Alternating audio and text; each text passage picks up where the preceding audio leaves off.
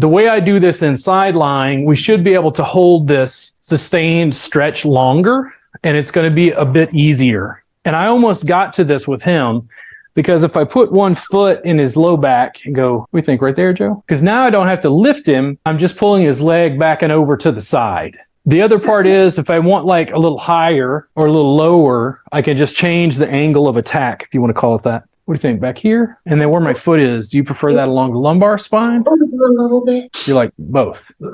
So I'm gonna go there. I'm in the lumbar spine. The ball pad of the foot is just rocking him there. Then I'm going to go up along the sacrum. If I want the version where I don't lift someone, this could be much deeper because I can pull him over more. You want to lay on your side.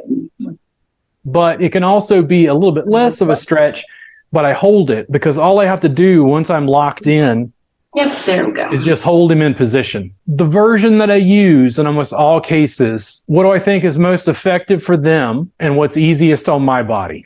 If I can't do both of those, I keep working at it to make my sessions better. How's that, Joe? Right there? Now, are you feeling a stretch here? Now, if I want to maintain the same basic thing, but even my arms, I want to take it out, and I'm just adding this in. You don't have to do this. What happens when I put my body up against him and I pull here? How's that, Joe? And then do I need to let this leg straighten a little bit more? I mean, if I let it straighten. Yeah, I think.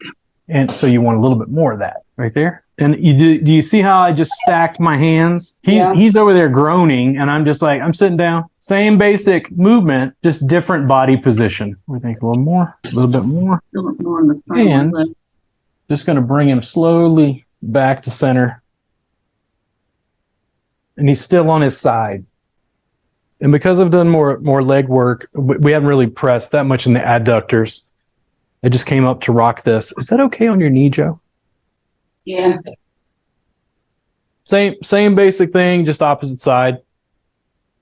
Denise, does your low back pain feel like it's reduced any? You said it was a 4 on the pain scale. Yeah, it's good now. What does it feel like? If it was a 4 before, what's it at now? Right around a 2. Awesome. 2 points. The gene, that's great. Yay. I love when I'm able to help somebody, much more substantially on a pain scale, of course, but reasonable expectations. It's really important to understand that mostly we just help the client with their awareness of what's going on. And in Joe's case, that his hip flexors, so is, stuff is like quadriceps, are involved in what's happening with his low back. That awareness seeps out into like how they use their body and what they choose to do long term to address it. Awareness was a much more reasonable goal than trying to fix it every time. I've done many sessions on Joe. I haven't fixed anything.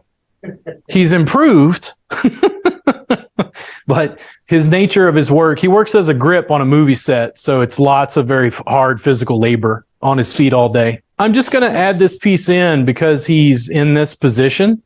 I was using this position to be able to access the lower back.